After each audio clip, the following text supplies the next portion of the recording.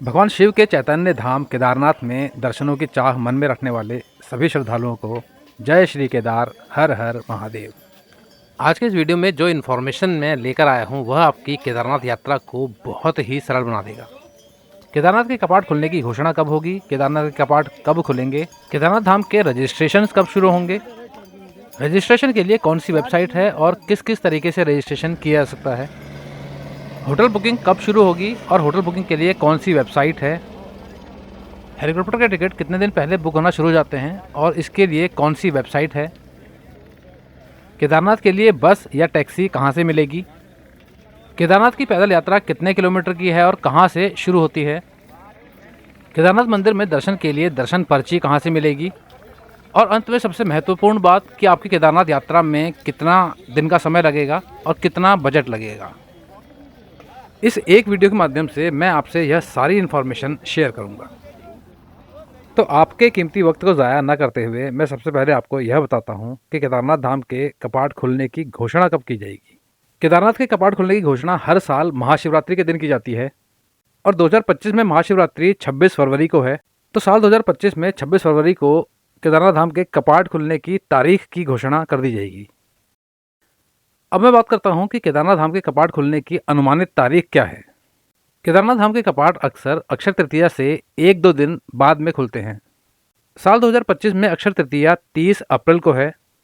पिछले कुछ सालों के ट्रेंड को देखा जाए तो केदारनाथ धाम के कपाट 30 अप्रैल से लेकर 2 मई तक खुलने की संभावना है।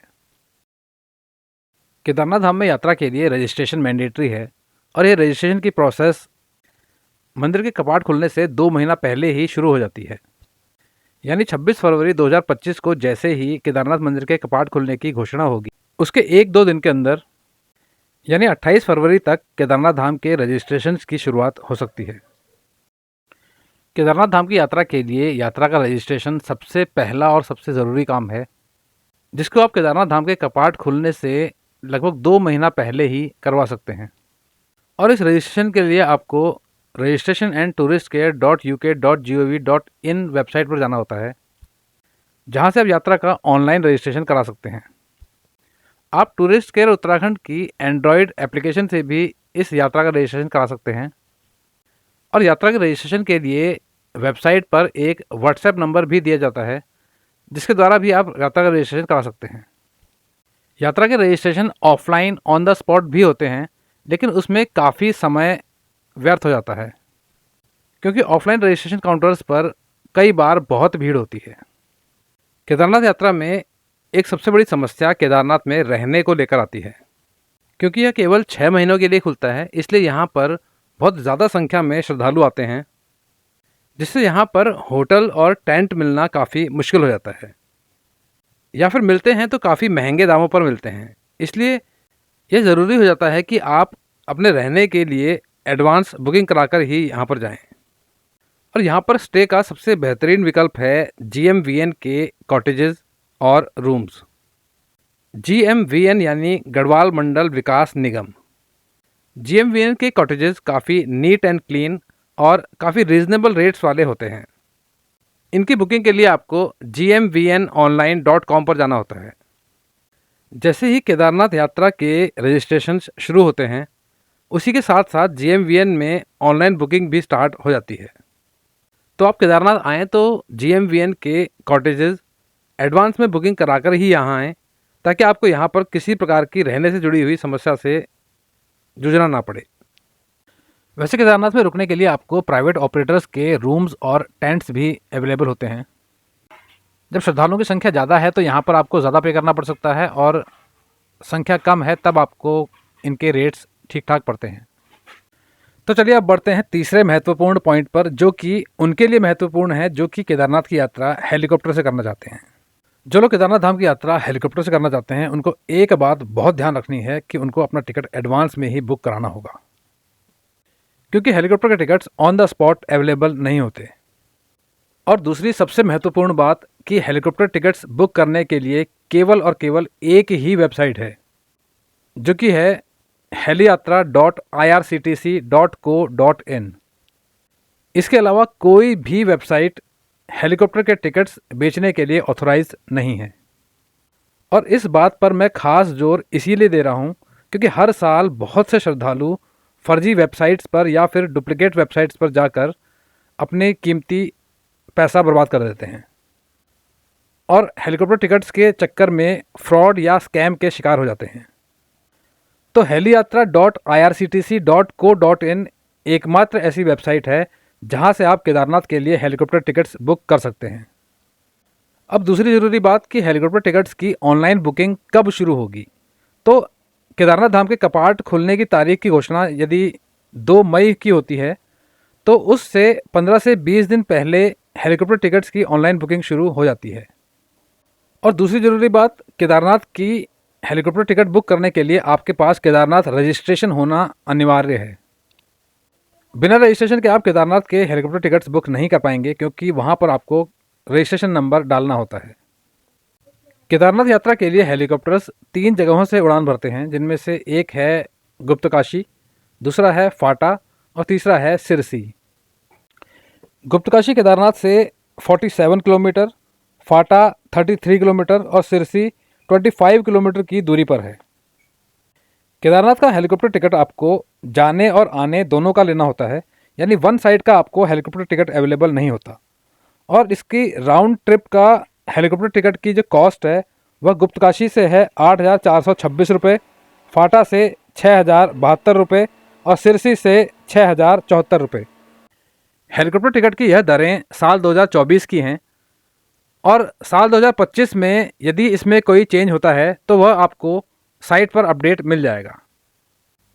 तो चलिए अब बढ़ते हैं अगले पॉइंट की ओर और मैं आपको बताता हूँ कि केदारनाथ जाने के लिए बसेस आपको कहाँ से मिल सकती हैं और केदारनाथ की पैदल यात्रा कितने किलोमीटर की है और कहाँ से शुरू होती है। तो पहले मैं आपको यह जानकारी दे दूं कि केदारनाथ पहुंचने के लिए कुछ रास्ता बस या टैक्सी से ट्रैवल करना पड़ता है और बाकी का रास्ता पैदल या फिर पिट्ठू, पालकी या घोड़े से ट्रैवल करना होता है। और केदारनाथ के लिए जो बसेस चलती हैं वह आपको उत्तराखंड के हरिद्वार या फिर ऋषिकेश से मिल जाती हैं। ध्यान रखिएगा, यह सभी बसेस अर्ली मॉर्निंग चलती हैं, यानी सुबह के 4 बजे से 8 बजे तक ये बसें आपको मिल जाती हैं। इन बसेस का किराया लगभग 500 से 800 रुपये के बीच होता है। हरिद्वार और ऋषिकेश से चलने वाली बसेस आपको जिस स्थान पर छोड़ती हैं उसका नाम है सोनप्रयाग।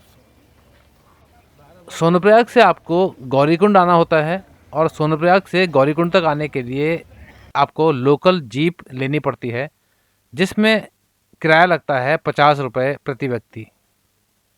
सोनप्रयाग से गौरीकुंड की दूरी लगभग 5 किलोमीटर है। आगे गौरीकुंड से केदारनाथ मंदिर तक की दूरी लगभग 17 से 20 किलोमीटर है। गौरीकुंड से केदारनाथ मंदिर तक का रास्ता काफ़ी दुर्गम रास्ता है और इसी वजह से यहाँ पर कोई भी रोड ट्रांसपोर्ट अवेलेबल नहीं होता।